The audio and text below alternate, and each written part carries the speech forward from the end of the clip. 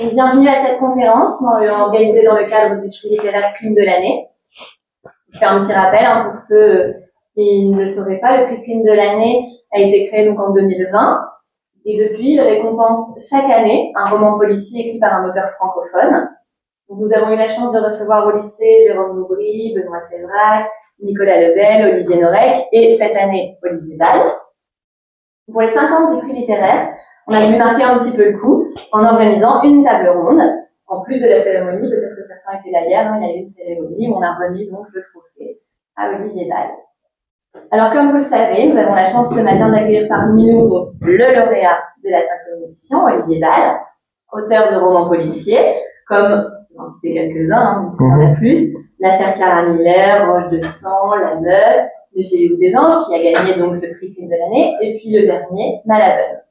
Mais on a aussi la chance d'avoir parmi nous Gilles Guillon, éditeur de la région, alors notamment avec la collection Polar en Or, qui publie donc des romans policiers qui se déroulent dans la région.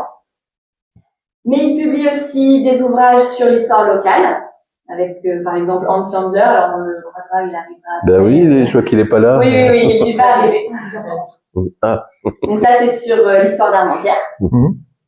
Mais ce n'est pas la seule corde à son arc, car il est également auteur de la Bible des Estaminets, et il fait partie du comité d'organisation du Salon Templard avec lequel on est partenaire. Merci encore. Alors, messieurs, bonjour. Bonjour. Donc, si vous le voulez bien, on va démarrer les questions. Mais bien sûr. Oui, on est là pour ça. Alors, j'ai vu que vous aviez un point commun, c'est peut-être pas le seul d'ailleurs, mais en tout cas, vous avez celui-là, vous avez tous les deux été journalistes. Ma question, elle est pour vous deux. Comment on passe de journaliste à écrivain de roman et de journaliste à éditeur?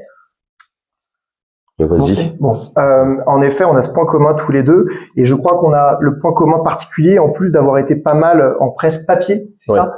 Donc en fait, on avait déjà un rapport l'un comme l'autre, je pense, à l'écrit. C'était comme ça, ok. On avait déjà un rapport l'un comme l'autre à l'écrit. Donc moi, je sais, aux grandes dames de ma secrétaire de rédaction, donc ma correctrice qui travaillait avec moi pendant une quinzaine d'années, j'avais tendance à être très narratif dans mes papiers.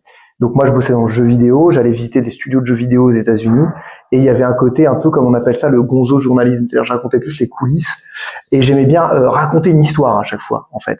Et donc ma secrétaire de rédaction était un peu là, ouais bon ça, t'es là pour parler du jeu vidéo, t'es pas là pour parler de l'ambiance, du studio, de la description. Mais j'aimais bien ramener une part de narrative, donc ça a toujours été là. Alors comment on passe de journaliste à écrivain? Moi je pense, en tout cas dans mon cas, j'écrivais en parallèle des fictions. J'écrivais des histoires, et puis par contre le fait d'être journaliste m'a vraiment nourri dans mon rapport à l'écriture et mon travail de préparation. Peut-être qu'on en parlera après, c'est peut-être une autre question, je sais pas. Oui, donc je décide de prendre le relais. Alors, en fait, on est complémentaires, on a un point commun, mais moi, j'étais secrétaire de rédaction. Oh là, je pars. Donc, le secrétaire de rédaction, c'est celui qui relit, corrige et réécrit les articles des journalistes pour les mettre dans la forme qui correspond au journal ou au magazine. Donc, pendant des années, en fait, j'ai retravaillé le travail des autres. J'ai coupé, j'ai complété, j'ai rajouté des titres, j'ai viré des paragraphes où effectivement le rédacteur s'est garé à raconter autre chose que le sujet. Donc voilà. Et donc ça m'a donné effectivement l'habitude de travailler sur des textes et notamment les textes des autres. Et quand un des journaux pour lequel je travaillais s'est mis à faire des livres, tout naturellement, je m'en suis occupé, et de secrétaire de rédaction, je suis devenu éditeur. Et il n'y avait pas une grande différence parce qu'en fait, c'était toujours la même chose de commander des textes et puis les retravailler, les mettre en forme pour qu'ils soient publiables. Donc c'était une sorte de prolongement et un prolongement au point que il y a 5-6 ans, quand ma carrière d'éditeur a commencé à péricliter avec le Covid, je suis revenu vers la presse en tant que rédacteur et aujourd'hui je suis à nouveau journaliste et freelance et je fais du reportage pour des magazines de voyage. C'est-à-dire qu'en gros, je suis payé pour me promener. C'est-à-dire que là où vous allez en vacances, moi j'y vais pour travailler. Donc je visite les musées, je teste les restos, les hôtels, et puis après je passe du temps à écrire parce que c'est 10 jours de reportage sur place, ensuite c'est 20 jours d'écriture. Donc voilà.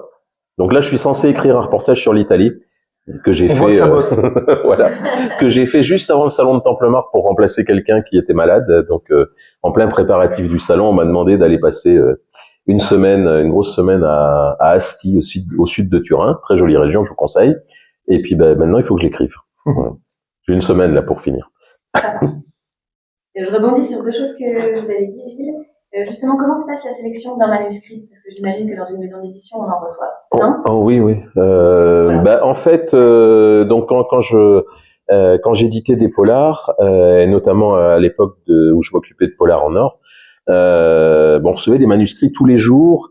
Alors, il y a plein de méthodes différentes, mais moi j'avais la mienne qui est peut-être pas la meilleure, mais qui était celle que je pratiquais à force d'habitude. C'était déjà chaque jour, je m'obligeais à lire les manuscrits qui arrivaient. Parce que sinon on est vite débordé. Donc tous les matins il y avait alors c'est une petite maison d'édition, en plus on publiait que des romans qui se passaient dans la région. Donc il fallait absolument que ça se passe par ici, dans les Hauts-de-France. Et donc je lisais les 30 premières pages. Les 30 premières pages, ça permet d'avoir déjà une idée du style, une idée du sujet, et puis voir surtout si ça correspond à la ligne éditoriale. Parce qu'en fait, même si on publiait que des romans se passant dans les Hauts-de-France, on recevait de tout. Il y a des auteurs, notamment les auteurs néophytes, qui envoient un peu leurs manuscrits au hasard. C'est-à-dire quelqu'un qui écrit un roman policier, il peut très bien envoyer son manuscrit à une maison d'édition qui fait des livres de cuisine, sans se poser la question de savoir si ça va intéresser l'éditeur. Donc en fait, il y a un premier tri. Quand on lit les 30 premières pages, on élimine déjà les 70% des manuscrits. Parce que soit on trouve qu'ils sont pas bons, soit ils correspondent pas à ce qu'on cherche. Et puis après, ceux qui restent, les 30% restants, on les lit en entier ou quasiment en entier, et on se pose la question, savoir si quelle est la somme de travail qu'il va y avoir à faire pour avant publication, parce que c'est très très rare qu'un manuscrit soit publiable tel quel. Ça arrive pratiquement jamais. Ou alors, ce sont des manuscrits d'auteurs avec qui on travaille déjà et qui ont compris comment fonctionnait la maison d'édition et ont adapté leur travail à nos demandes. Donc voilà en gros comment on choisit. Et s'il y a il y a toujours des apprentis auteurs dans une salle quand on fait une table ronde. Donc si jamais il y a une maison d'édition qui vous dit non, on prend pas votre manuscrit, essayez une autre, parce qu'on n'a pas tous la même ligne éditoriale et puis surtout on n'a pas tous la même sensibilité en tant qu'éditeur. Moi, j'ai refusé plein de manuscrits que j'ai retrouvés ensuite chez d'autres éditeurs. Et puis dans l'autre sens, j'ai accepté des manuscrits d'autres éditeurs m'ont dit mais c'est pas possible, t'as publié ça, moi je l'ai lu, je l'ai jeté à la poubelle direct. Donc voilà, donc faut pas désespérer. Et il faut, c'est que vous n'avez pas frappé à la bonne porte, il faut frapper aux autres. Voilà. Merci. Toi, t'as été refusé souvent. Et donc j'enchaîne. J'ai jamais été refusé. Sur mon parcours en tant qu'auteur, ouais. Il y a une question à propos des limbes, justement, qui a été publiée une première fois en auto-édition avant d'être chez De Saxus. Oui, tout à fait. Oui, en effet, ça répond aussi un peu ce que disait Gilles. Moi, je me suis retrouvé de l'autre côté du miroir, c'est-à-dire qu'en effet, j'avais ce manuscrit qui s'appelait Les Limbes, qui était mon premier roman et pas un roman particulièrement facile à défendre en France il y a 10 ans, encore moins, parce que c'était un thriller fantastique. Donc le fantastique aujourd'hui à la cote. Il y a 10 ans, c'était plus compliqué. On avait beau mettre en avant que Stephen King était l'un des auteurs qui se vendait le mieux en France. Hormis Stephen King, aucun auteur, en tout cas francophone, ne réussissait à surnager dans le fantastique. D'autant plus que mon roman, moi, je m'étais amusé. En fait, j'avais cette envie pour mon premier livre d'écrire sans œillère. Donc cette envie vraiment de laisser rayonner mon imagination. Donc c'était un roman qui se passait, des personnages qui se découvraient la faculté de visiter les rêves des autres et d'en prendre le contrôle. Ça se passait dans les années 70, post-Vietnam, avec les traumas de la guerre du Vietnam, les projets d'expérience secrète de MK Ultra. Donc je me basais vraiment sur des choses qui avaient un peu existé. Mais c'est un roman, j'adorais cette idée d'un roman qui danse entre les genres. C'est-à-dire d'un chapitre l'autre, on va passer une ouverture, c'est un roman quasiment de guerre, très viscéral, on va aller sur une ambiance un peu avec une base en Alaska, voilà, un peu dans ambiance très scientifique, puis un peu espionnage, et puis quasiment dans l'horreur. Évidemment, quand on envoie ça à des éditeurs, qu'est-ce qui se passe? C'est compliqué. J'ai eu des échanges très avancés avec une très grosse maison d'édition, ça a duré 1 an et demi. Pour ne pas la citer, c'est Michel Lafon, avec une super éditrice appelée Huguette Mort, qui a accompagné Olivier Norek pendant très longtemps, une très grande éditrice, et qui me disait, Olivier, franchement, là on est entre les mains du marketing, et le marketing, c'est pas trop comment appréhender ce bouquin. Et en fait, ça traînait, et finalement, c'est sur les conseils de ma chère et tendre femme qui m'a dit, Olivier, intéresse-toi à ce qui se passe en auto-édition. C'était donc en 2015, et essaye, ce qui compte aujourd'hui pour toi, c'est d'être lu. Donc finalement, est-ce que tu te lancerais pas en auto-édition? Donc les plateformes à l'époque, désolé de faire la pub à Amazon, mais c'était la seule qui existait avant. Donc c'était Kindle, KDP, Kindle Publishing. Et donc c'était mettre en ligne son livre en numérique et avec la possibilité de l'imprimer à la demande. Donc, ce qui était super, c'est qu'en gros il y avait quelqu'un qui commandait, le livre était imprimé en exemplaire. Moi j'avais pas de stock, j'avais pas de dépenses massives. Donc je me suis lancé là-dedans, j'ai appréhendé ça comme quelque chose de la manière la plus professionnelle possible. À l'époque, donc j'étais journaliste, donc j'étais rédacteur en chef, j'ai fait travailler ma secrétaire de rédaction pour retravailler le manuscrit avec moi, vraiment essayer de livrer la copie la plus parfaite possible, si cela est possible. J'ai travaillé avec mon directeur artistique pour travailler sur la couve, et ensuite voilà, j'ai un peu appris malgré moi tous les métiers de l'édition, donc community manager, essayer de faire parler du livre, faire de la communication. Et c'était très épuisant. En fait, je me suis aussi rendu compte à cette occasion combien c'est important de travailler avec un éditeur. Chacun son métier. Moi, je suis là pour écrire des livres, mais ça m'a permis quand même de mettre un peu les mains dans le cambouis. Et du coup, je pense être un auteur insupportable parce que très exigeant du coup aujourd'hui avec mes partenaires éditeurs. Et ça a été une super aventure parce qu'en fait, ce que j'attendais à cette époque, c'était de savoir. Je dis souvent cette expression, c'était de savoir si quelqu'un allait répondre au bout du fil. C'est cette idée moi j'étais tout seul avec mes bouquins, mon univers un peu bizarre, vous l'aurez compris, en tout cas sur ce livre, mais même je crois que ça continue. Et c'était cette envie de me dire, est-ce que des gens vont être sensibles à mes personnages, mes histoires? Et en fait, la récompense, ça a été quand les premiers commentaires sont tombés sur Amazon de gens à l'autre bout de la France qui ne me connaissaient pas et qui d'un seul coup on était en écho, en accord, en tout cas sur cette histoire. Et ça m'a vraiment donné cette énergie, cette envie de continuer à écrire. Donc ça a été vraiment pour moi un pas hyper important. Et aux surprises, vu que le roman a très bien marché, j'ai des éditeurs qui ensuite sont revenus me voir pour me dire, en fait, Les Limbes, ça me ferait plaisir de l'éditer. Les mêmes qui m'avaient refusé le manuscrit 2 ans auparavant, le grand classique. Voilà. Et donc, je rebondis, Gilles disait tout à l'heure qu'il y a un beau travail pas de réécriture, mais de correction et tout ça. Donc, comment ça se passe, la relation, la collaboration entre un écrivain et son éditeur? C'est une question pour les deux. Moi, je peux répondre. En tout cas, moi, mon point de vue, c'est capital. On oublie un peu, parce que je pense la petite gloriole de l'écrivain veut faire croire qu'il en est arrivé là tout seul. Faut pas oublier qu'un livre, c'est un travail, un projet collectif. Il y a l'écrivain, évidemment, mais il y a pas mal de personnes anonymes qui vont ponctuer cette aventure éditoriale. Et l'une des plus importantes, c'est en effet l'éditeur ou l'éditrice. Donc, en tout cas, moi, je suis chez XO Édition, donc une maison qui accompagne vraiment bien ses auteurs. Il y a plusieurs niveaux pour moi. Donc, ça va être la direction d'XO, Edith Lebon, la présidente d'XO, qui, elle, en première ligne, va lire le manuscrit et va faire un retour, on va dire, global. Ça va être une sensation, un ressenti, mais vraiment, elle a vraiment un rapport très fort quand même au livre. Et donc, ça va être, sur les personnages, des choses qu'elle ressent. On va être en accord ou pas. Moi, je vais aussi vouloir défendre des choses. Il y a des choses sur lesquelles je vais pas céder, sans jamais trahir mon livre. Ensuite, le gros du travail, moi, en général, je rends mes livres, on va dire, en décembre. Et de décembre à mars, on va travailler main dans la main avec mon éditrice, qui s'appelle Camille. On va repasser sur le bouquin.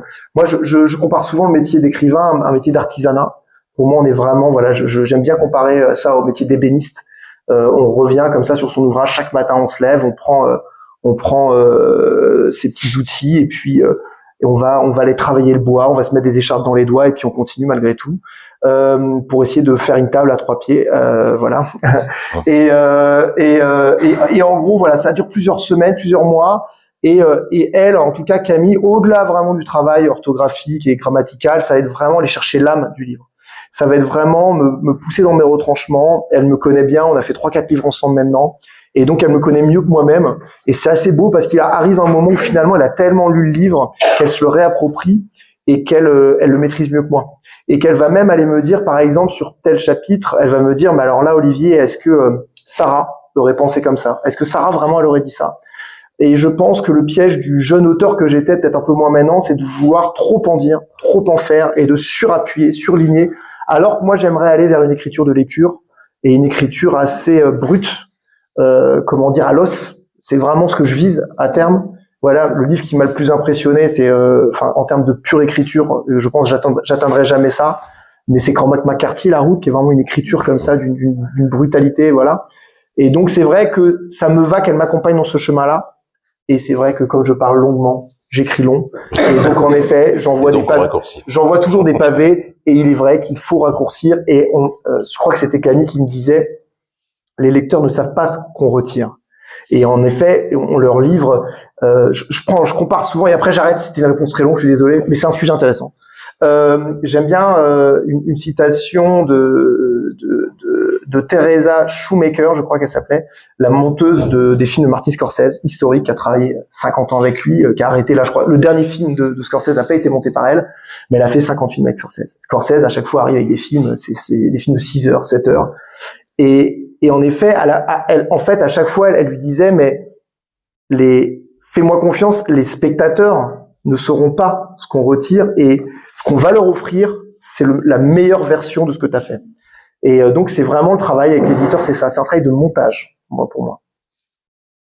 Bah, c'est un peu la même chose. Hein.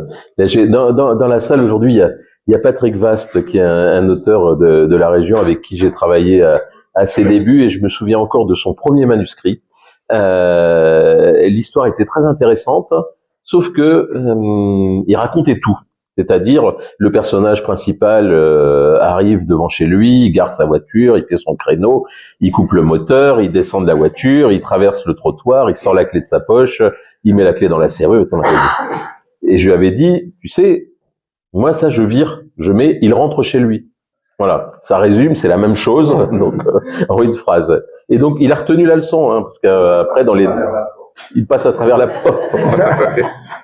Et donc voilà. Donc le travail de l'éditeur comme du secrétaire de rédaction, c'est de simplifier parfois ce que l'auteur dit d'une façon compliquée au trou détaillé. Il faut aller à l'essentiel. Et en général, les auteurs sont assez ouverts à ce genre de réécriture. Il y en a qui le font pas, faut pas les garder. Ben voilà, en gros c'est ça, ouais, tout à fait, ouais. Ah, il m'est arrivé de dire à des auteurs, non, désolé, pas chez nous, allez dans une autre maison d'édition. Voilà, il y en a un qui m'avait dit, oui, j'ai fait lire à ma famille, ils trouvent que c'est très bien comme ça. Ouais. Dites-leur de l'éditer. Donc voilà. Non, le travail d'édition, c'est une collaboration entre l'auteur et l'éditeur. Et s'il n'y a pas cette collaboration, ça peut pas marcher. Bon, j'avoue maintenant avec le recul que j'ai été un peu loin les premières années où j'étais éditeur. J'ai notamment changé la fin d'un roman. Je trouvais que le dernier chapitre était mal foutu, était bancal. Et juste avant d'envoyer le manuscrit, il avait déjà été mis en page. C'est la version finale. Juste avant de l'envoyer chez l'imprimeur, j'ai dit non, ça va pas. Et puis j'y ai pensé une partie de la nuit et le lendemain matin, j'ai dit bon, on va changer. Et donc j'ai réécrit le dernier chapitre. C'est parti à l'imprimerie. Et puis après, je me dis merde, peut-être dû en parler à l'auteur. Donc le bouquin est arrivé. J'ai envoyé ces exemplaires à l'auteur et je lui ai dit j'ai fait des modifs sur la fin. Légère. Relisez-le. Vous me direz ce que vous en pensez. Et puis pas de nouvelles. Je dis merde, il doit faire la gueule. Et je l'ai relancé. Je dis vous avez lu le. Il me dit oui. Il me dit vous avez rien changé. J'y suis. J'ai la mort du coupable, c'est plus du tout la même. Puis il me dit Il me dit, ah oui, effectivement. Il dit, mais c'est bien comme ça. Hein. Donc, bon, ben, j'ai dit, ouf. T'as eu de la chance, ouais. T'as eu de la chance. Mais je l'ai plus jamais fait. Hein. Ouais. Mais alors justement, on peut dire que quand on publie un livre, on parie un peu sur ce livre, sur ce texte, surtout quand c'est un jeune auteur. On parie sur le livre et sur l'auteur. Ouais. C'est vraiment, l'auteur a vraiment un rôle important à jouer. Ce que j'appelle, moi, c'est pas le service après-vente, mais c'est une fois que le livre est publié, ben, le travail, de l'auteur, il reste à faire. Parce qu'en fait, il faut que l'auteur, assure la vente du livre. Voilà. Comment ça se passe après? Est-ce que c'est que l'auteur? Non. Travailler, ou il y a encore un gros travail de la maison d'édition une fois que le livre est publié? Ça dépend en fait, ça dépend vraiment de la structure de la maison d'édition. C'est que moi, j'ai travaillé avec 2 types de maisons différentes. Une maison, ma première maison, c'était De Saxius, qui m'a donné ma chance, qui m'a permis de prendre mon envol. J'ai eu la chance de rencontrer cet éditeur qui s'appelle Sam Swibgy, qui en fait était dans le manga, avait une maison d'édition qui s'appelle Komiku, qui marchait très fort, mais c'était son rêve de gosse de lancer une maison d'édition grand public, en s'inspirant notamment, des apparatchiks de l'édition parisienne, qui sont Michel Lafon et Bernard Fixot avec Ixo, qui étaient donc des indépendants qui ont créé leur maison avec cette vocation de faire des livres très populaires. L'idée de faire de la littérature mais qui tend la main. Et en effet, donc lui rêvait de ça et voulait que Les Limbes soit son premier livre. Donc c'est une offre qu'on ne peut refuser, comme dirait le parrain. Et en effet, il m'a signé 3 bouquins. Donc il m'a permis de prendre mon envol. Mais il est vrai que c'était une toute petite structure. Ils étaient une poignée. Donc en effet, tout ce qui était communication, c'était compliqué. Les réseaux sociaux, c'était compliqué. Les relations libraires, compliquées. Organisation, les liens avec les salons, c'était un peu la foire. Et donc, il est vrai que moi, je m'étais lancé à 100% dans le métier d'écrivain. Et en un moment, on a eu cette discussion avec Sam où je lui ai dit, moi, j'ai besoin de prendre mon envol. Il faut que je consolide ma carrière. Et je suis pas certain qu'à ce jour, avec toi, on puisse y arriver. Ça s'est très bien passé. On se parle encore aujourd'hui. Il a été assez sympa pour me laisser, partir et aller donc rejoindre Ixo. Donc, ensuite, j'ai connu Ixo, qui est la grosse machine. Et là, en effet, c'est force de frappe impressionnante. D'autant que mon premier livre que j'ai signé avec eux, c'était l'affaire Clara Miller, qui est sorti en mars 2020, je sais pas si vous vous rappelez de cette date. Donc à l'aube du Covid, le jour de sortie de mon livre, c'était le jour du discours de notre cher président qui nous annonçait la fin du monde concrètement et le fait qu'on allait rester enfermé chez soi. Donc moi, mon livre était mis en librairie, mis en avant. Donc un lancement hyper important pour eux comme pour moi. C'était un nouvel auteur, il fallait me défendre. Je m'étais fait des mèches blanches et tout. Et on est enfermé chez nous. Et la chance que j'ai eue, c'est que ça a été un baptême du feu génial pour nous, parce qu'à la réouverture des librairies, Ixo a remis en avant de la communication, des pubs radio, a été défendre le livre auprès des libraires avec les équipes de représentants pour dire parce qu'en fait, ça a été ce qu'il faut savoir, ce qui a été terrible pour mes camarades, beaucoup de mes camarades écrivains, c'est que le Covid, en fait, les bouquins étaient en librairie en mars, les librairies ont fermé, ont rouvert en juin, et en fait, tous les livres du printemps et de l'été sont arrivés et ont chassé les livres qui étaient en armoire. C'est un rouleau compresseur où en fait il y a des centaines de livres qui ont disparu vraiment. Mais grâce à Ixo, l'affaire Clara Miller a surnagé, ils ont remis en avant le bouquin, ils l'ont réédité, tout ça. Donc j'ai existé et en fait ça a été en plus une super expérience, ça m'a prouvé combien j'avais choisi la bonne maison parce qu'ils m'ont vraiment vraiment défendu.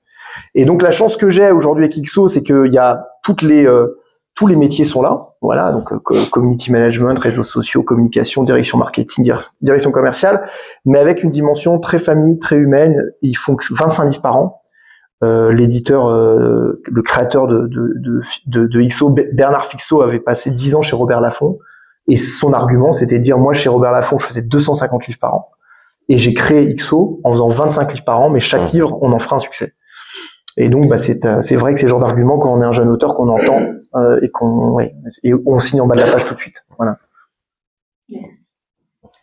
Une fois que le livre est sorti, une fois qu'il est dans les librairies, voilà, pour les salons justement, par exemple le salon de Temple-Bar ou d'autres salons, comment ça se passe? Est-ce que c'est les organisateurs qui vont chercher un auteur parce que eux l'ont lu et que ça les intéresse, ou c'est les auteurs justement qui démarchent en disant j'aimerais bien me faire connaître? Il y a les deux.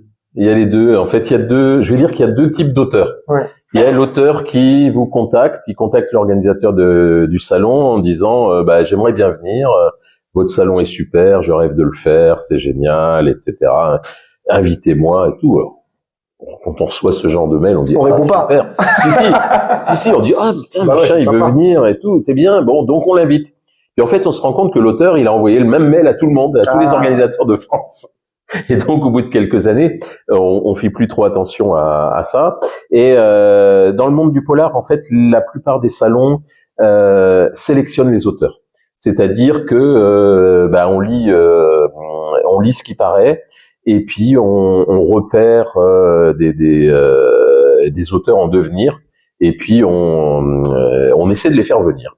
Je dis on essaie de les faire venir parce qu'à partir du moment où on veut faire venir un auteur, il ne veut pas venir. Voilà. Ou sa maison d'édition ne veut pas le faire venir. Donc c'est un petit peu chaque année un challenge pour faire venir certains auteurs. Souvent c'est les têtes d'affiche qu'on a du mal à avoir. Tout à l'heure on parlait d'un autre auteur de chez XO qui est Bernard Minier. Moi je le connais depuis des années, depuis ses débuts. Il est déjà venu 2 ou 3 fois à Templemar. Et puis ces dernières années, chaque fois que je le croise, je lui dis tu viens cette année et tout. Et en général il me dit oui pas de problème, Templemar je viens, ok. Et puis 3 mois après, sa maison d'édition me dit non, Bernard Minier n'est pas disponible. On dit bon tant pis. Hein. Donc c'est un petit peu systématique ces dernières années, mais il n'y a pas qu'avec lui. Hein. Depuis des années, on pourchasse un type qui s'appelle Michel Bussy. Donc tous les ans, on l'invite. Tous les ans, on contacte sa maison d'édition en disant ça serait bien qu'il vienne chez nous cette année. Et chaque fois, c'est un refus. Et pareil, chaque fois que je croise Michel Bussy, je lui dis bon, quand est-ce que tu viens à Templemar? Et maintenant, on lui a tellement demandé de venir à Templemar qu'il est persuadé qu'il est déjà venu. Il dit oui, Templemar je connais, je suis déjà venu. On dit non, Michel, t'es jamais venu encore, t'es pas encore venu. Et donc on désespère pas de l'avoir un jour, mais c'est pas facile. Après pour les auteurs débutants, en général quand on contacte la maison d'édition, il y a pas de problème, hein, l'auteur vient. Et même ravi de venir, et on passe plus de temps en fait à refuser ceux qui demandent à venir et qu'on connaît pas. Bon, c'est bien parce que ça montre que le salon est connu, a une réputation, et que c'est devenu un petit peu un incontournable. Mais Templemar, ça reste un petit salon. On a 30 places par an, et sur ces 30 places, il y en a 15 qui sont réservées aux auteurs des Hauts-de-France. Donc ça fait juste 15 places pour les autres, ce qui fait que un auteur inconnu de la moitié sud de la France, il y a peu de chances que on ait une place pour lui, parce que on essaie aussi de trouver un équilibre dans la programmation avec il faut des locomotives. Hein. Cette année, on avait Franck Tillier qui a rempli la salle plus qu'il n'en faut. Hein. Il bloquait même la file d'attente devant sa table, bloquait l'accès aux tables des autres auteurs, et puis après la file d'attente devant la caisse du libraire bloquait aussi l'autre côté de la salle, parce qu'une fois que les gens avaient fait la queue pendant 1 heure pour acheter les nouveautés de Franck Tillier, il fallait qu'ils passent à la caisse pour payer, et ça bloquait. Ça leur a permis de découvrir le prix crime de l'année, parce que vous étiez juste dans la file d'attente. Donc c'est un petit salon, on peut pas prendre tout le monde. Et puis je dis toujours, quand on organise un salon, organiser un salon, c'est se faire des ennemis, parce que tous les gens qu'on a refusés, après ils vous en veulent à mort, jusqu'à ce qu'on finisse par les inviter. Et alors, toujours pour parler de salon, en tant qu'auteur, est-ce que vous avez le choix d'aller dans tel ou tel salon? Ouais. Ou est-ce qu'il y a une pression aussi de la maison d'édition? Alors, celui-là, absolument. Encore une fois, c'est, je pense, assez différent selon les maisons. Il y a des maisons qui sont très proactives pour les salons, défendent l'idée qu'il faut répandre la bonne parole. Dans mon cas, en tout cas chez XO, Bernard Fixot, donc qui maintenant ne dirige plus la société, mais a laissé son ADN et sa patte dans la maison. Bernard disait, en fait, moi, je veux que mes écrivains, ils écrivent. Donc il poussait pas du tout pour qu'on fasse des salons. Donc c'est plutôt une démarche individuelle, c'est nous qui avons cette envie ou pas. Moi, il m'a paru très important pour me faire connaître. Là maintenant, ça fait 6 ans, je suis un vieux marlou, maintenant j'ai tout vu, j'ai tout fait. Mais non, c'est vrai que pendant ces 5-6 ans, j'ai essayé d'être très présent sur les salons parce que je crois toujours que c'est important, voilà, de se faire connaître, de rencontrer une personne, d'être présent, de se faire découvrir, de pouvoir présenter son univers.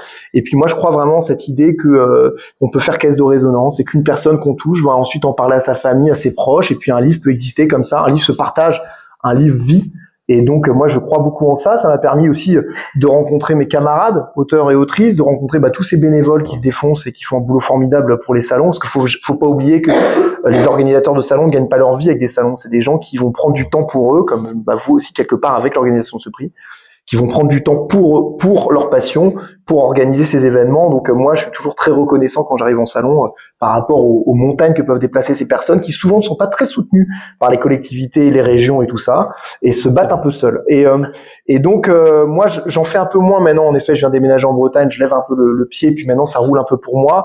Mais j'oublierai jamais les salons qui m'ont aidé. Et en fait, c'est très important. Et ce que j'aime aussi en salon, d'ailleurs ce que sous-entendait Gilles tout à l'heure et qui est vachement bien, c'est que la force des beaux salons, c'est d'avoir des têtes d'affiche, mais aussi d'avoir des jeunes auteurs ou autrices. Et en fait, moi, ce que j'aime en salon, c'est que on va toujours voir un auteur ou une autrice et on repart avec d'autres livres.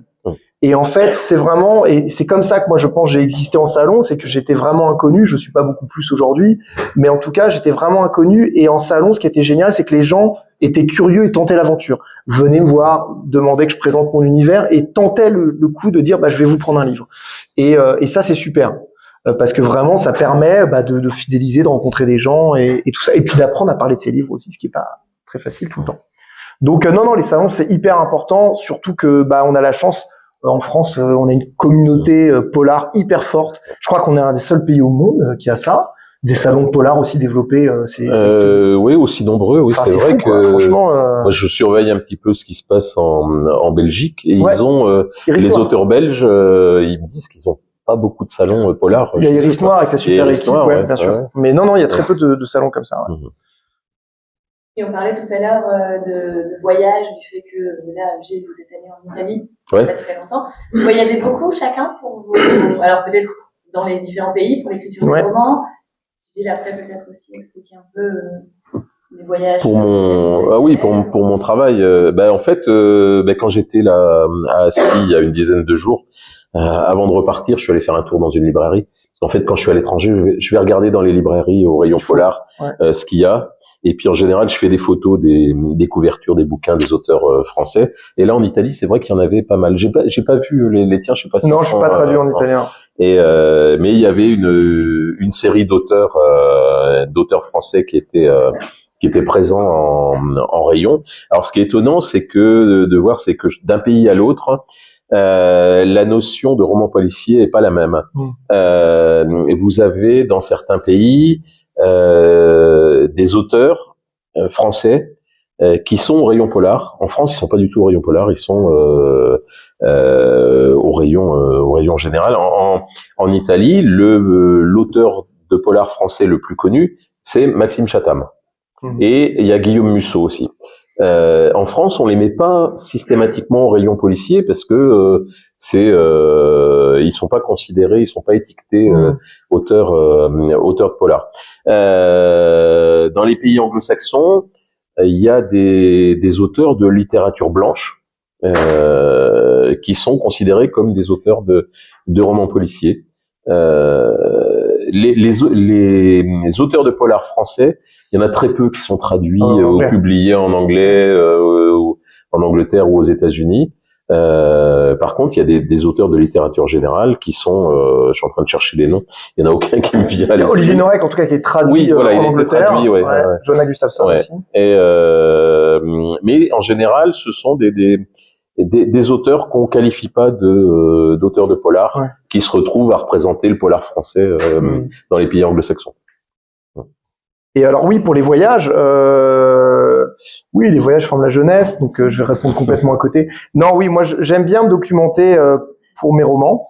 Méfiez-vous des anges, qui a eu la chance de recevoir le prix Crime de l'année. Pour le coup, ça se passe à Los Angeles dans les années 2010, en Californie. Pour le coup, je connaissais bien les États-Unis à cette époque, vu que j'y allais souvent avec mon métier quand j'étais journaliste en jeux vidéo. J'y allais quasiment une fois par mois, donc je connaissais bien ce Los Angeles, des déshérités, des laissés pour compte, et c'est vraiment l'un des ADN de ce bouquin que j'avais envie de défendre. En fait, ça va dépendre des projets. Par exemple, j'ai écrit un bouquin qui s'appelle La forêt des disparus, qui se passe en Oregon. J'avais prévu un grand voyage en Oregon pour aller me documenter, aller sur les traces de ce livre. encore une fois, notre cher Covid m'en a empêché. Et donc, en fait, j'ai dû fantasmer un peu cet Oregon. Mais c'était aussi intéressant parce que du coup, je l'ai un peu surdocumenté et j'ai trahi la région. C'est-à-dire que j'en ai fait quelque chose d'autre. C'est-à-dire qu'il y a une ambiance que peut-être un peu la Twin Peaks, un peu fantasmée, avec voilà les forêts de séquoias géants, l'océan déchaîné. J'ai créé ce petit village de Redwoods que j'ai inventé. Et si j'y avais été, peut-être que j'aurais eu trop ce besoin de dire regardez, j'y étais, et d'en faire des caisses et de surappuyer le côté j'ai été là-bas. Donc c'est un équilibre qui peut être un peu fragile à trouver, mais il est vrai que j'aime bien quand même de me documenter. Donc là, par exemple, j'avais fait un livre qui s'appelait Roche de sang, qui se passe en Corse, qui est une terre que je connais très bien, j'y vais depuis 40 ans, mais j'ai eu ce besoin quand même malgré tout de m'immerger dans mon livre. Et donc il y a toute une partie de l'aventure où il y a une grande traque à travers les paysages corses, des personnages qui sont traqués à travers la Corse. Moi, je rêvais d'un grand western crépusculaire en Corse. Et donc, je suis parti avec mes meilleurs amis, fous qu'ils étaient. On est parti une semaine marcher, mais vraiment dans les sentiers, dans la trace de mes personnages. C'était assez troublant parce qu'on a fait vraiment le même parcours qu'eux. Et donc, ensuite, ce qui était intéressant, donc j'ai beaucoup documenté. J'avais des amis qui sont sound designers, donc on a fait des prises de son. Moi, j'ai beaucoup filmé.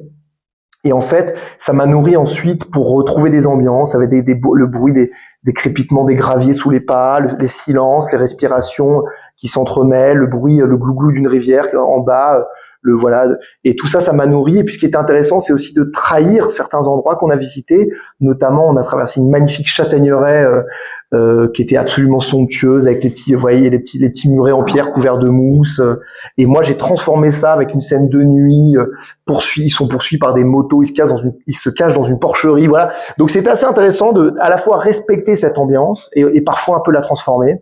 Et là, j'ai refait la même chose avec Malavenne, mon dernier, donc qui se passe en Bretagne sur une île. J'ai été à peu près sur toutes les îles bretonnes, c'est une bonne excuse. Et donc, en effet, Malavenne se nourrit autant de Ouessant, de Molène que de Belle-Île, l'île aux Moines. Et à chaque fois, pareil, je documente, je fais des photos, des vidéos, mais surtout, c'est surtout le ressenti. Voilà, ça va être vraiment m'immerger. En plus de toute la phase de documentation que je fais en amont, les bouquins que je vais lire. Donc, sur Malavenne, ça a été le folklore breton, les traditions bretonnes, les histoires des îles bretonnes, les témoignages de ces gens, de ces personnes-là. Voilà.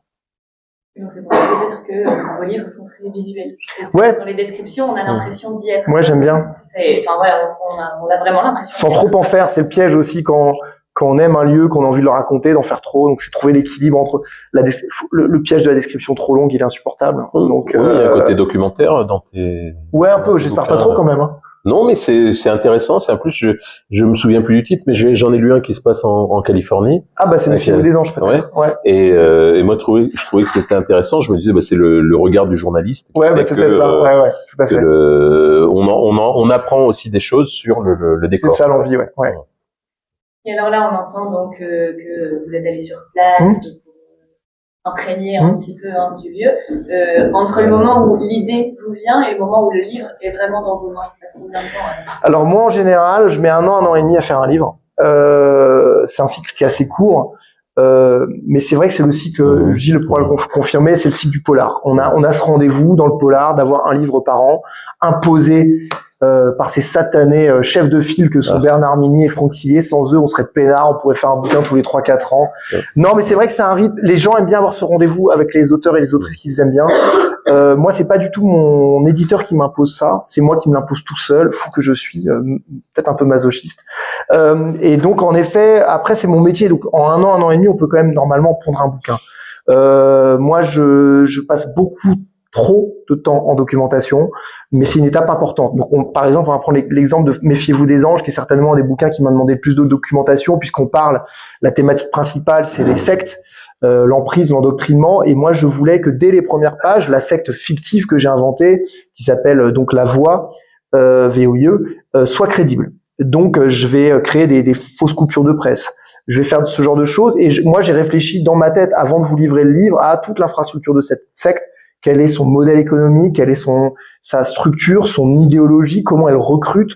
Donc moi j'avais eu cette idée en effet qu'elle recrutait parmi les anciens prisonniers, il y a des sortes de cercles, on va dire d'alcooliques anonymes organisés par cette secte pour recruter des personnes en fragilité et les envoyer ensuite dans ce lieu de recueil, de retraite spirituelle, on va dire, qui s'appelle l'Enceinte, à Ojai en Californie. Et donc je pouvais pas être léger sur ce sujet. Je pouvais pas me permettre d'être approximative. Donc, j'ai passé quasiment 6 mois à lire tout ce que je pouvais, voir tout ce que je pouvais sur notamment l'une des grosses sources d'inspiration, c'est la scientologie, évidemment, qui est un empire vraiment aux États-Unis. Et ensuite, ce qui était important, c'est aussi digérer tout ça pour ramener de la fiction. Parce que comme je le disais tout à l'heure, un peu avec l'exemple de l'Oregon, j'ai pas vocation à faire un précis ou à faire une étude où je suis pas un expert, quoi. Moi, je raconte des histoires. Donc ensuite, c'est laisser digérer ça pour ramener la fiction, ramener l'histoire et ne pas être dévoré par tout cette côté documentation. Et ensuite, ça va être vraiment l'écriture. Et puis après, ça va être digérer, repasser avec moi, je travaille beaucoup par ressac, un peu comme par un système de marée, je me relis beaucoup. Et ensuite, on livre le bébé à nos éditeurs, on croise les doigts pour qu'ils l'aiment, et après, on rebosse ensuite avec eux. Peut-être, dernière question avant de laisser la parole. Ouais. Il y a des questions. Est-ce que, Gilles, vous avez là des auteurs en vue ou des nouveaux auteurs? Pour Templemar. Hein. Ouais. Oui. Déjà hier, j'ai dit qu'on allait maintenant systématiquement éviter les 3 finalistes du prix pour éviter de prévenir le lauréat un peu tardivement. Le salon a lieu à une date fixe, c'est toujours le dernier samedi de septembre, mais l'auteur primé est pas forcément disponible à cette date-là. L'an dernier, on a vu le problème avec Olivier Norek. On a toujours des problèmes avec Olivier Norek. Hein. Ouais, c'est ça. Ça va avec. Hein. Voilà. Et donc, cette année, on a eu la même chose avec toi. Ah, oui, c'est vrai. Mais tu viendras l'an prochain, c'est ouais, je vais me rattraper. Et donc, on va contacter donc les 3 finalistes, hein, c'est-à-dire Daniel Thierry, Bernard Meunier et Gérard Sarian, pour leur dire que ils sont d'office invités à Templemar l'année prochaine. Hein, donc, alors est-ce qu'ils vont dire oui? Bernard dit toujours oui. Sa maison d'édition dit toujours non. Et on a la même. Voilà. Donc on va dire, cette année on vous en demande 2. Non, c'était quoi la question déjà? Si vous aviez des auteurs en vue. Des auteurs en vue. Ouais, Ah oui, il y a des découvertes. Ouais. En fait, notre dernière découverte qui est revenue cette année, c'est Benjamin Dierstein. Que moi j'ai découvert au moment du Covid, en fait, en lisant son premier roman.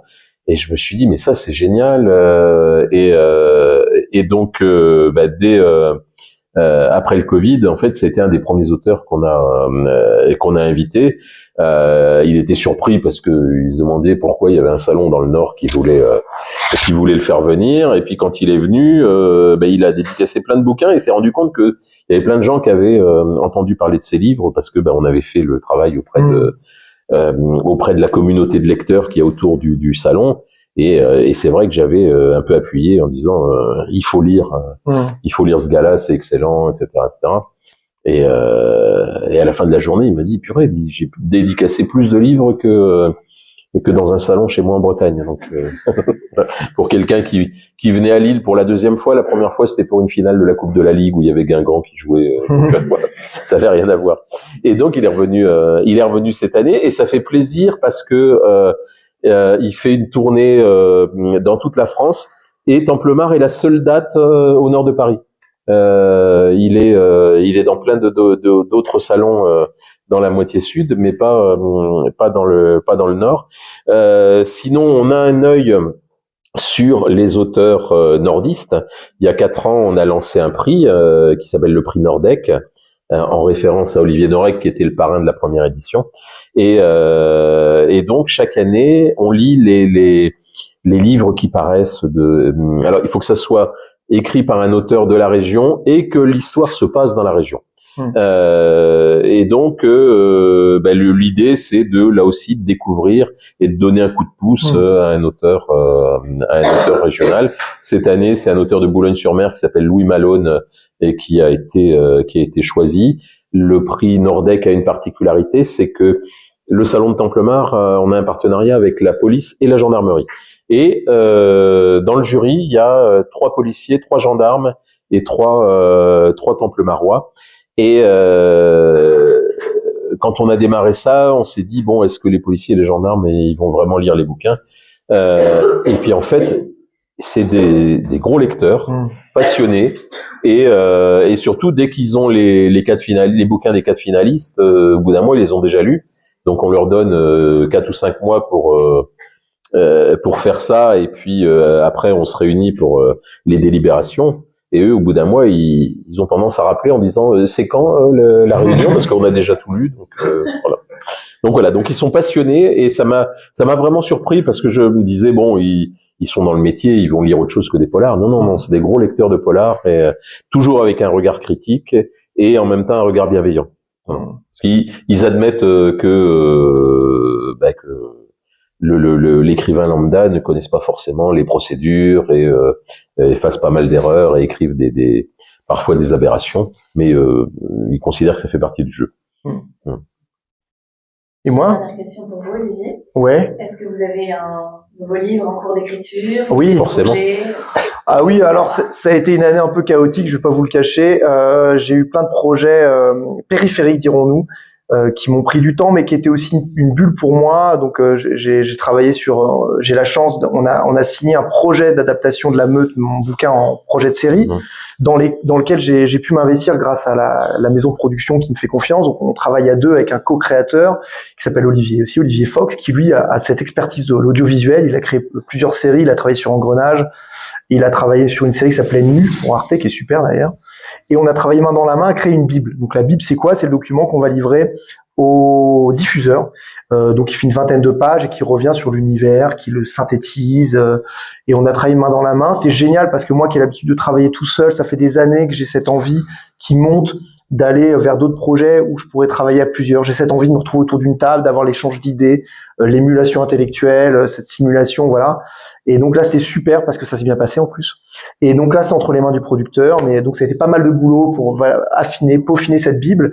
J'ai travaillé sur d'autres projets aussi en parallèle, donc qui n'étaient pas vraiment sur l'écriture. Là, je m'y suis remis à fond. Et donc, en fait, j'ai cette envie, cette année, normalement, si tout se passe bien, de retravailler un de mes premiers manuscrits, qui est sorti en auto-édition, mais vraiment un peu en catimini, et qui a jamais eu sa place en librairie. Et j'ai pas mal de lectrices et lecteurs qui m'en parlent encore aujourd'hui. Je crois que le bouquin est à 400 ou 500 balles sur les sites, voyez, d'occasion, parce qu'en fait, il y en a tellement peu qui ont été imprimés. C'était de l'impression à la demande. Il s'appelait 1000 morts, ce livre. Et pas mal de lecteurs m'en parlent en disant mais quand est-ce qu'il sort? Il y a eu des petites histoires de droit un peu compliquées avec un éditeur que j'ai récupéré. Et en fait, j'ai cette envie. C'est un roman qui me tient quand même vachement à cœur. Ça fait des années que je me dis tiens, j'aimerais bien m'y replonger. C'est un roman très dur. C'est peut-être le roman le plus dur que j'ai écrit, dans le sens où c'est vraiment des thématiques assez dures. C'est un roman assez violent, mais en même temps qui m'intéresse beaucoup. C'est une histoire de vengeance. Voilà, c'est une histoire de vengeance. Un roman qui se repasse aux États-Unis. Donc c'est intéressant de revenir dessus parce qu'en plus il est sorti en 2016, je l'ai écrit en 2015, donc ça fait 10 ans pile poil. Donc c'est intéressant de revenir moi sur mon écriture d'il y a 10 ans. Ça va, je me sens pas trop, j'ai pas l'impression d'être complètement ridicule quand je me relis, mais il y a plein de choses qui ont changé et donc j'ai envie de revoir des thématiques, d'appuyer certaines choses.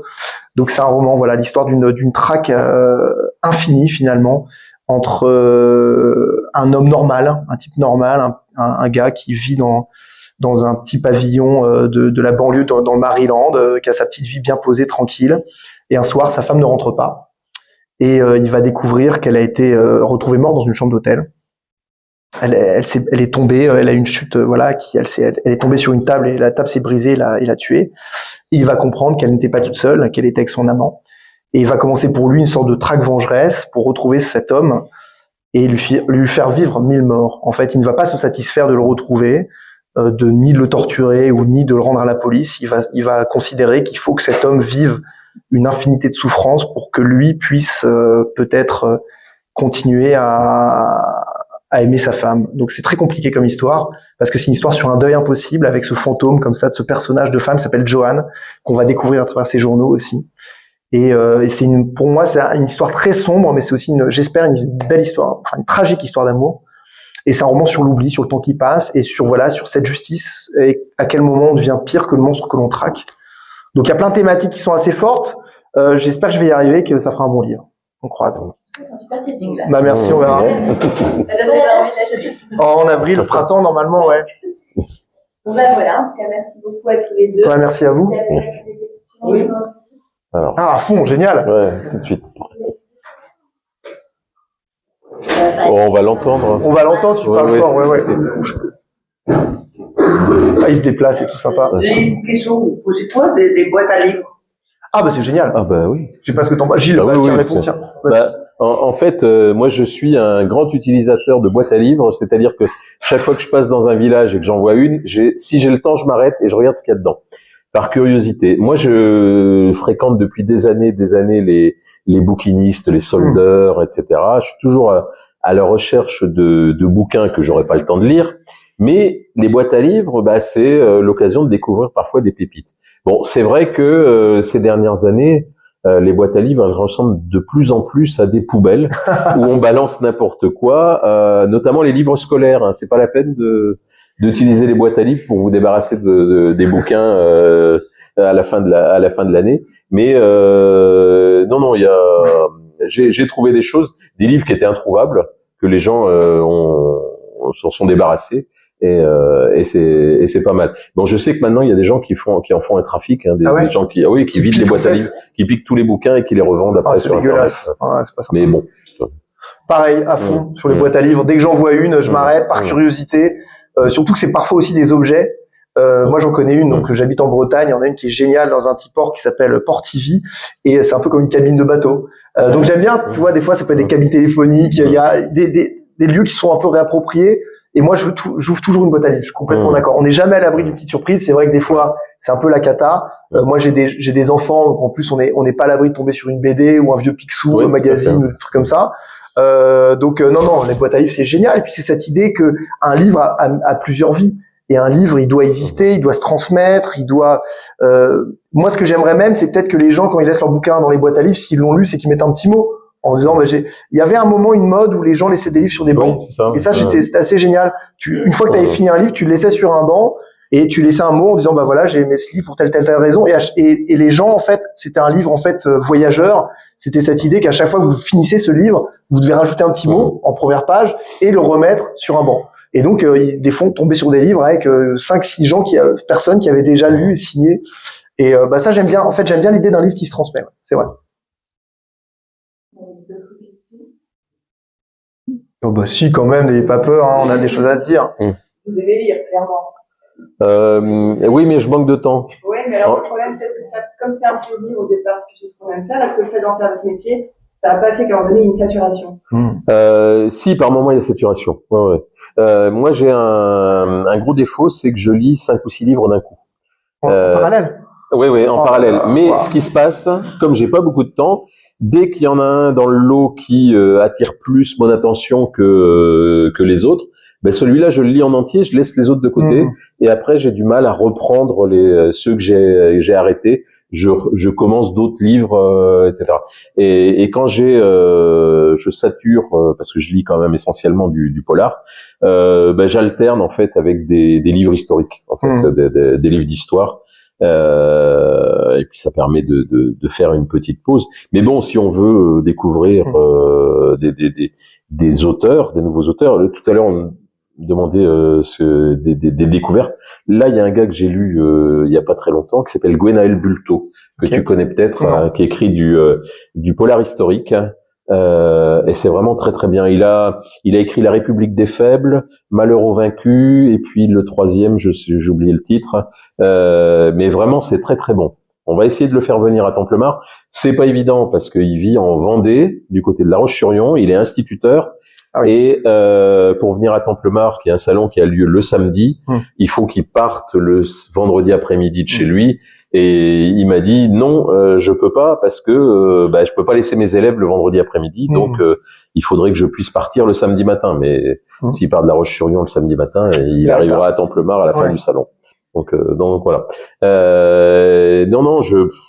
Moi je lis du polar depuis la fin des années 70. Non, mais comme je suis un peu insomniaque, la nuit je me réveille et je lis quelques pages, quelques chapitres, donc ça peut faire effet d'excellent somnifère. Oui, ça je confirme. Moi je veux bien répondre. Moi je suis assez exclusif dans la lecture. J'ai pas le talent de Gilles de pouvoir lire plusieurs bouquins en même temps. J'en serais incapable. J'aime bien être dans une histoire immergée. Donc en effet j'aime bien, mais il est vrai que je me nourris de tout Et donc je lis pas tant de polar que ça, parce que j'aime bien aller ouvrir mes chakras et chercher d'autres univers pour me nourrir aussi dans mon écriture. J'aime beaucoup le nature writing, donc c'est un anglicisme, mais j'aime beaucoup les bouquins américains qui laissent vraiment place au décor, où le décor est un personnage à part entière. Là, j'ai découvert un auteur que j'ai adoré qui s'appelle Peter Heller, qui a écrit un bouquin qui s'appelle La Rivière, qui est une sorte de délivrance qui se passe un peu dans en Alaska, avec deux jeunes de 20 piges qui descendent en canoë une rivière pendant un mois au bout du monde. Ils ont aucun réseau, aucune connexion, et un immense incendie se répand, les traque, et ils vont découvrir aussi une femme violentée au bord d'une rivière. Ils vont la prendre sous leur aile, et donc c'est l'histoire de ces deux copains qui vont se pousser dans leur retranchement aussi. L'un qui veut, il y a ce rapport à la violence. L'un fait tout pour ne pas céder à l'appel de la violence, et l'autre, au contraire, sait que la seule réponse à ce qui leur arrive, c'est la violence. Donc il y a toute une réflexion là-dessus. Et au-delà de ça, c'est hyper bien écrit.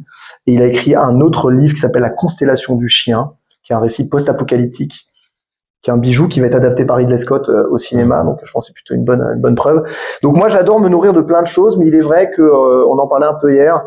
Je peux avoir tendance à avoir du mal à lire des thrillers et du polar, parce que j'ai l'impression de faire des gammes, et j'ai l'impression de travailler. Et en fait, je cherche la petite bête, je cherche la mécanique, je cherche le twist, je cherche la structure des personnages, la construction.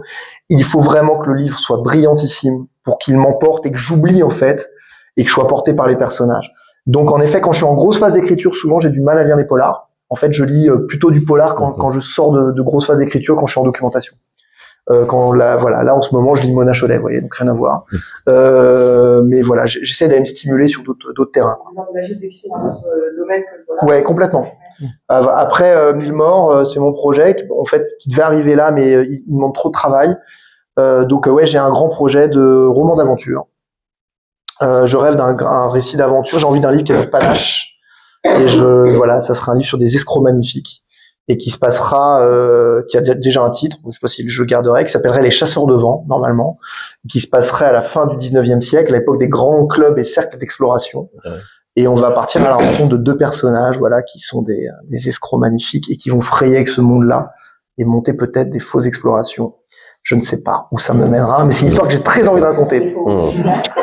Ouais, et voilà. Donc j'ai cette envie de pas m'emprisonner dans le genre, même si Dieu sait que j'aime le polar et que j'aime la liberté que nous offre le polar et le thriller, parce qu'on peut tout écrire avec le polar, on en est la preuve. Toi, en tant qu'éditeur aussi, tu vois toutes les différences d'écriture. Chacun arrive avec son univers, sa signature. C'est très libre le polar aujourd'hui. Mais il est vrai que moi, j'aimerais bien, j'essaie chaque bouquin de me réinventer, d'aller un peu déjà dans le polar sur des nouveaux territoires. Et j'aimerais bien peut-être un jour pouvoir dire, peut-être 1 an sur 2, je fais un polar, et puis 1 an sur 2, je pars et c'est une surprise. Voilà. Oui, jeune homme. Ouais, toi. Ouais. Ouais, vas-y. Je voulais savoir si, quand vous lisez justement des livres ou des polars, si vous ressentez pas parfois de la redondance. Vous avez parlé que c'était plutôt libre, mais il y a quand même quelque chose qui ressemblait. Très bonne question. Vous en lisez beaucoup. Ouais. Excellente question, Gilles. Vas-y. Tu peux pas. Non, c'est vrai qu'effectivement il y a de la redondance, et notamment il y a dans la vie il n'y a pas énormément de cas de serial killer. Là où on en trouve le plus, c'est dans les polars. Là, c'est un personnage qui est, on a l'impression qu'il y en a à tous les coins de rue. Ouais. Et donc beaucoup qui ne sont pas crédibles du tout. Ouais. Et donc, oui, il y a des choses. Mais en fait, quand on lit un bouquin, parfois on se dit l'auteur a regardé la télé, l'a écrit en regardant une série télé. Donc, moi, quand j'éditais la collection Polar en Or, j'avais tendance à dire aux auteurs, éteignez la télé, sortez dans la rue et racontez ce que vous voyez, parce que ce qu'il y a à la télé, c'est pas la réalité, quoi. Donc il vaut mieux s'inspirer d'autre chose que des séries, notamment des séries américaines qu'on voit. Totalement d'accord. Alors je serais bien mal avisé de critiquer mes camarades et moi-même, parce que c'est vrai que le polar obéit à des règles, des codes quand même. Donc c'est vrai qu'il y a des mécaniques qu'on retrouve d'un livre à l'autre. le twist final, le rebondissement de dernière minute, qui moi personnellement me fatigue un petit peu. Pour moi, je vais pas faire un haïku, mais qu'importe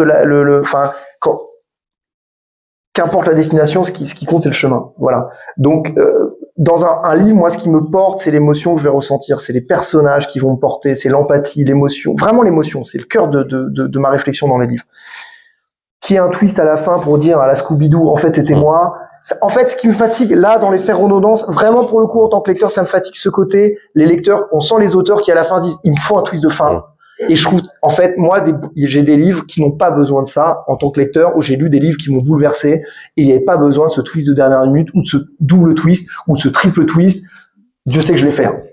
Non, mais je l'ai fait parce que je m'en amuse, tu vois, et j'aime bien jouer avec les codes. Donc, en tant que lecteur, oui, moi, ça peut me fatiguer cette redondance de, comme je te rejoins sur le côté, le tueur en série. Je pense aussi qu'on a une part de responsabilité en tant qu'auteur. Moi, j'ai un peu de la difficulté avec une forme de complaisance dans l'horreur qu'on peut avoir dans le thriller. Tu sais, il y a la mode en ce moment des true crime. Les gens sont fascinés par les tueurs.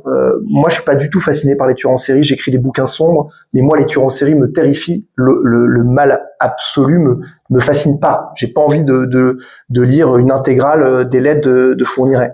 Mais il est vrai que je pense qu'on a quand même une responsabilité, les auteurs de thrillers, parce que pendant longtemps, il y a eu cette idée de qu'est-ce qu'on peut pas inventer, qu'est-ce qui a pas encore été fait pour la mise en scène macabre de le tueur en série qui va créer une mise en scène folle. Et je me rappelle très bien avoir lu un livre, je ne dirais pas quel est l'auteur, mais être tombé sur une scène à mi-parcours du livre où en gros le tueur faisait prisonnier sa victime, l'attachait au-dessus d'une cuve remplie d'acide, la personne était filmée, se voyait en train de mourir, plongée, et moi j'étais là, et en fait je suis sorti du livre en disant en fait ça va là, en fait stop.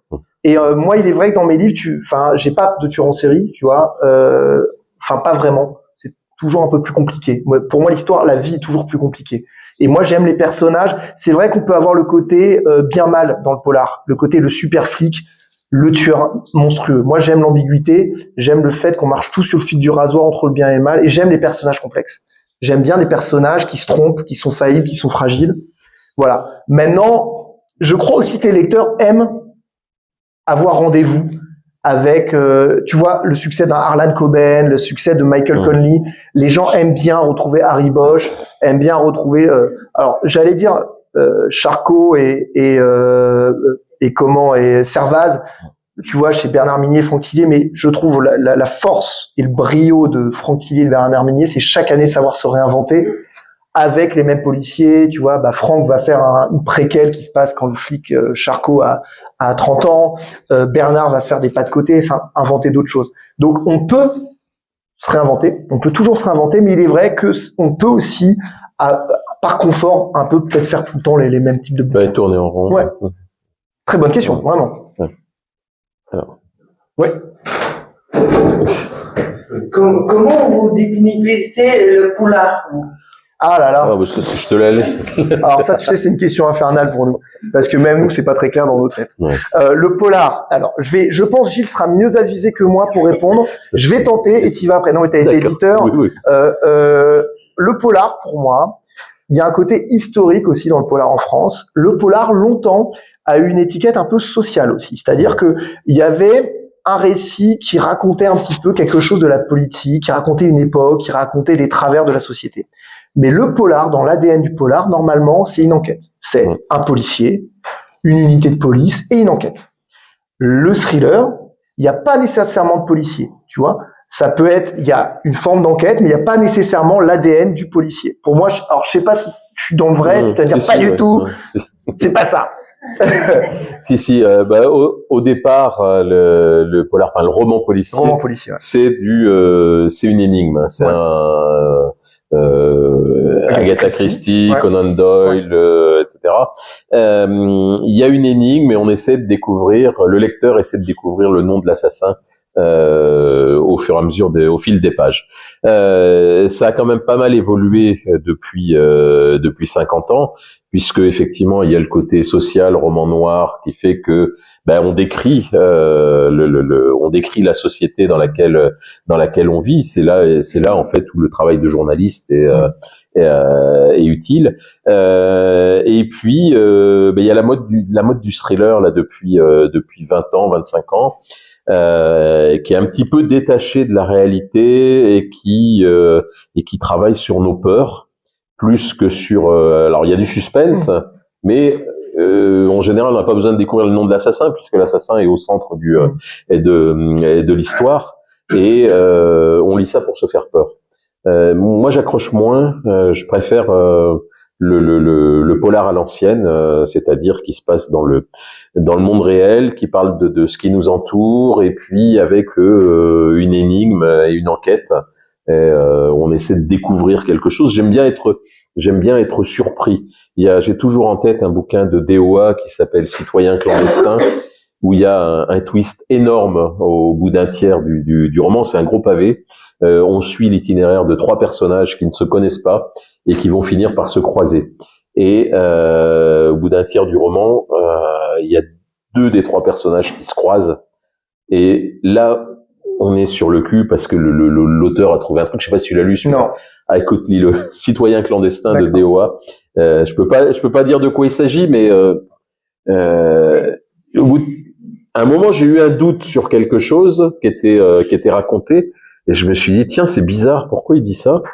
Et puis quelques chapitres plus loin, il y a eu l'explication, et ça chamboulait complètement tout ce qu'on avait lu avant, en fait. Donc c'est pas mal. C'est ce genre de choses aussi que j'aime bien dans le roman policier. Bon, c'est des techniques d'écriture. Hein. Il y a les cliffhangers aussi on termine un chapitre, il ouvrit la porte et ce qu'il vit le stupéfia, et puis le chapitre suivant parle d'autre chose. Merde. Ouais, tu dois attendre. Voilà. Il faut lire, c'est comme une série télé en fait. Il faut voir les épisodes suivants pour comprendre ce qui s'est passé. C'est ça. Donc il y a effectivement des techniques, il y a un cadre, mais on peut raconter plein de choses différentes dans ce cadre-là. Allez. Oui, Madame la professeure. Ah bah il y en aura deux. On va monsieur aussi. Monsieur aussi. Vas-y, je t'en prie. Alors, si, bien sûr. Alors moi, je voudrais revenir sur le livre en tant qu'objet. Le choix de la couverture, le choix du titre. L'éditeur. Ouais. Alors, sujet passionnant, la question du titre et de la couverture. Moi, je pense que l'objet est important.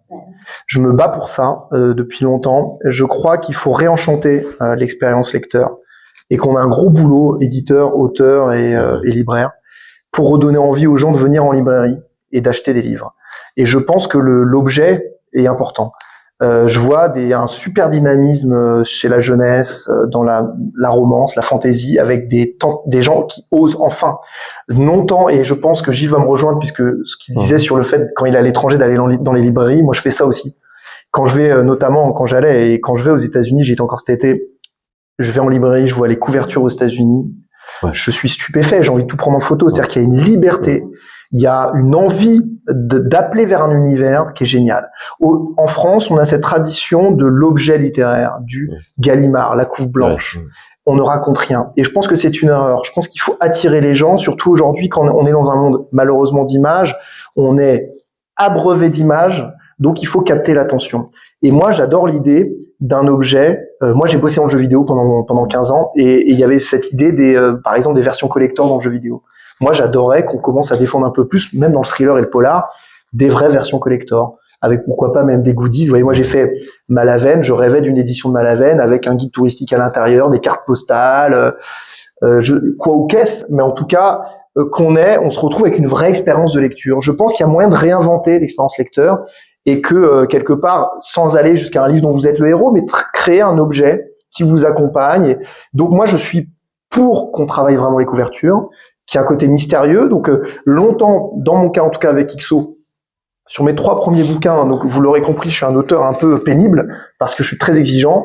Donc je ne lâchais pas notre très cher directeur artistique pour essayer de trouver la meilleure couve possible, mais je leur faisais confiance aussi parce qu'à un moment chacun son métier, c'est leur expertise. Donc j'aime l'idée à un moment de me mettre en retrait pour dire non mais attendez, jusqu'à maintenant c'est vous qui avez fait des grands succès. Donc XO c'est quand même la maison qui a lancé Guillaume Musso. Bernard Fixot avait lancé avant Marc Lévy chez Robert Laffont. Christian Jacques, entre autres personnes. Le livre Jamais sans ma fille, c'est aussi Bernard Fixot et un jeune auteur qui s'appelle Bernard Minier, pour ne citer que. Et donc, en effet, à un moment, il faut leur faire confiance. Quand ils me disent « cette couve, elle est impactante », je leur fais confiance. Surtout qu'on a un piège entre auteurs, c'est que on a le côté la couverture de l'auteur. C'est-à-dire qu'on se montre entre nous nos couvertures et on est tous là, des fois, à trouver des couves un peu artistiques géniales. Et on se dit « ouais, elle est top, elle est canon ». Sauf qu'en fait, c'est notre regard et les lecteurs ne voient pas la même chose, les lecteurs n'attendent pas les mêmes choses et il est vrai qu'il faut capter vite l'attention. Quand tu es en librairie, tu as 2 secondes pour attirer l'œil. La victoire, c'est quand quelqu'un a attrapé un livre. Si tu attrapes le livre, en général, c'est déjà gagné. La semaine dernière, j'ai acheté un livre pour la couverture. Bah ouais. C'est moqué de moi. Mais non, je peux comprendre. Notre auteur polonaise ici. Oui. Et sa couverture, elle est trop belle. Ouais. Trop belle. Donc ça c'est chez Mera Édition et Mera Édition ils le disent carrément et eux ils s'inspirent des couvertures américaines. Bah voilà. Parce qu'ils trouvent que les couvertures de l'édition française sont trop sages et pas intéressantes. La couverture elle est faite pour séduire les gens qui n'ont pas lu le livre. Donc ceux qui l'ont déjà lu normalement devraient pas donner leur avis. C'est-à-dire l'éditeur, l'auteur. En général, dans les services marketing des maisons d'édition, ce sont des gens qui n'ont pas lu les bouquins et qui disent moi je veux cette couverture là. Et puis après on leur dit ouais mais ça correspond pas trop à l'esprit du livre. Ah oui mais on s'en fout, c'est celle-là elle est mieux. Et c'est comme l'affiche d'un film, la couverture d'un bouquin. C'est ce qui va vous donner envie de rentrer dans la salle pour voir ce film-là plutôt qu'un autre. Donc la couverture c'est ça. Il faut oublier le côté littérature, c'est du marketing et donc et effectivement ce que fait Mera Édition sur ses couves, c'est un gros travail. Pour en revenir au titre des bouquins, moi j'ai une anecdote à vous raconter. J'ai un auteur de Dunkerque qui m'envoie un manuscrit qui raconte une enquête sur un type qui a disparu, qui aurait été tué, etc. Et il avait appelé ça, son manuscrit s'appelait Anatomie du policier. Et je dis non, c'est pas possible, c'est pas du tout vendeur. Je dis on va l'appeler Mort à Dunkerque. Ah, il dit non, ça va pas, Mort à Dunkerque, c'est ridicule. Mon œuvre, mérite mieux que ça, etc., etc. Le bouquin sort en librairie. Ça a été le best-seller de l'été à Dunkerque. Et 6 mois après, l'auteur il me dit ouais finalement t'avais raison. C'est beaucoup plus vendeur que Anatomie du policier. Et il me dit par contre, ce qui est un petit peu embêtant, c'est que dans le bouquin il n'y a pas de mort. Puisque le gars qui a disparu, à la fin, on se rend compte qu'il n'a pas été tué. Et puis, ça se passe pas à Dunkerque, parce qu'en fait, c'est une ville fictive qui ressemble à Dunkerque. Mais voilà. Voilà.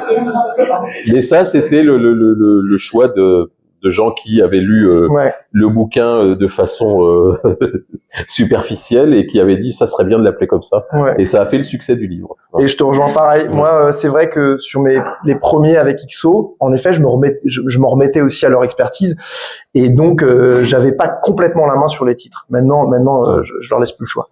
Mais non, mais c'est intéressant. Ça rejoint ce que tu disais. C'est que moi, j'ai un des bouquins que j'ai fait, mon 2e avec eux, s'appelait La forêt des disparus. C'est appelé La forêt des disparus. C'était pas le titre que j'avais en tête.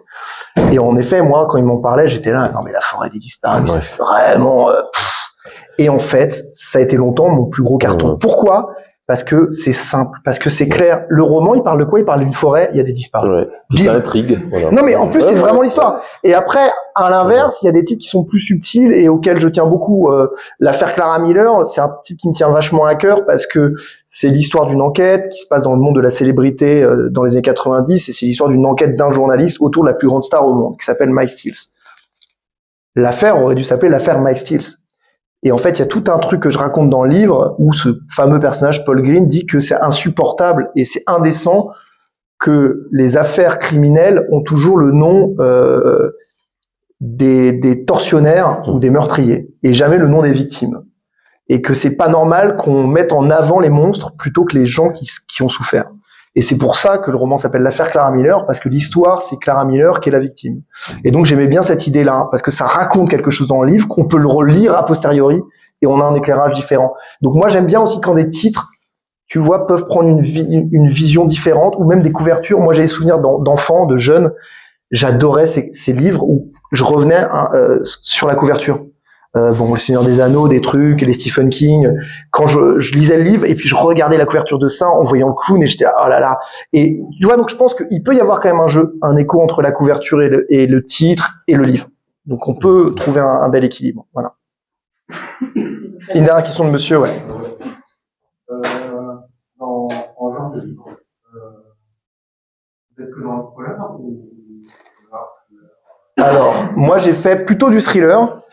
Jusqu'à maintenant, en fait, oui et non, parce que c'est vrai que je réfléchis. Dans l'affaire Clara Miller, pour moi, c'est plus un roman noir, c'est plus un polar psychologique, c'est un roman qui prend le temps de s'installer, où il y a une enquête en fil rouge, mais le cœur de l'histoire, c'est l'enquête qu'on fait sur les personnages. J'avais vraiment cette envie que les lecteurs creusent dans la vérité des personnages, sur ce qu'ils sont. Donc c'est un roman. C'est par exemple, c'est pas le roman que je vais recommander pour découvrir, parce que ça peut peut-être un peu rebuter les gens vu que c'est un roman un peu plus lent. Je recommande plus La Forêt disparue, qui pour moi est le pur thriller. Moi, je l'ai écrit vraiment avec cette envie de vous emmener dans une sorte de montagne russe émotionnelle, dans cette forêt de séquoias géants. Donc j'aime bien, moi, à chaque bouquin, aller chercher des tonalités, des couleurs différentes. Et je crois qu'il y a toujours un côté un peu gothique qui tranche chez moi. Je flirte toujours un peu avec le fantastique, c'est bizarre. Voilà. Donc moi, j'aime bien jouer avec le genre. J'aime bien que ça soit pas trop défini. J'aime bien même qu'un roman surprenne. Vous voyez, mon dernier Malavenne, j'ai fait exprès qu'il parte vraiment sur, on va dire, les codes les plus connus du thriller. Et ça m'intéressait de me mettre en danger, que les gens puissent se dire, waouh, c'est bon, on l'a déjà lu 10 fois. Malavenne, c'est une île, un huis clos, 4 personnages qui sont invités par un écrivain mystérieux à passer une nuit sur l'île. Donc on est là, au début, on va se dire, ouais, ok, j'ai déjà lu ce livre 10 fois, quoi. Mais moi, ça m'intéressait à la fois de rendre hommage à tous ces livres qui m'ont marqué, qui se passent sur une île. Je réalise que beaucoup d'histoires qui me marquent se passent souvent sur une île. Donc, le Shutter Island, les Dictinègres, Le Prisonnier, Lost, les Chasses du Comte Zaroff, j'en passe, Sa Majesté des Mouches. Et donc, j'avais envie de rendre hommage à ces histoires et aussi détourner les codes et surprendre. C'est-à-dire qu'on croit partir sur quelque chose et je vous emmène ailleurs. Donc, c'est ça qui est chouette, c'est de pouvoir trahir les attentes aussi, quoi. Gilles, toi, t'as écrit c'est pour Polar. Oui, voilà, Polar. Moi, c'était mes lectures au départ. Hein. J'ai commencé quand j'avais 14 ans en lisant des San Antonio, quand j'étais interne au collège. Et puis après, j'ai lu un peu tout ce qui se publiait. Et c'est un genre qui est très très vaste. Ouais, oui. Il y a plein de choses différentes. Hein. Donc, il y a des moments j'ai envie de lire des polars historiques. Il y a d'autres moments je lis des purs romans d'énigmes. Après du polar social. Donc on peut trouver plein de choses différentes en fait dans le roman policier. Donc il y a de tout. Voilà. Y compris on appelait ça le polar pas ethnologique, ethnographique. Oui, oui. Yann Manouk avec. Yann Manouk. Je pensais à un auteur australien avec un enquêteur qui s'appelle un enquêteur aborigène qui s'appelle Napoléon Bonaparte. Ah oui. Où c'est pas mal du tout, où on découvre. Moi, je dis toujours, en fait, je lis pour m'instruire. Donc, en fait, il faut que ça m'apprenne quelque chose. Donc, découvrir un univers, mais aussi un décor, une histoire. Bien, merci. Merci à tous d'être venus. Oui, vas-y, termine. Merci. Je voulais remercier également, alors là, je pense elles ont installé leur stand, les libraires. Léa et Manon de la librairie Alphabet, qui est une librairie à Montiroise, donc pour la séance de dédicace qui va avoir lieu maintenant. Je voulais remercier encore la direction du lycée et les agents d'avoir mis en place les salles d'hier et d'aujourd'hui. Merci à la LPH Radio d'avoir couvert l'événement, il y avait la presse aussi tout à l'heure. Et j'avais cité Hans en début de rencontre, mais voilà, il est arrivé. Il a fini par arriver. Ils l'ont publié chez Lyon. Et Valérie. Ah,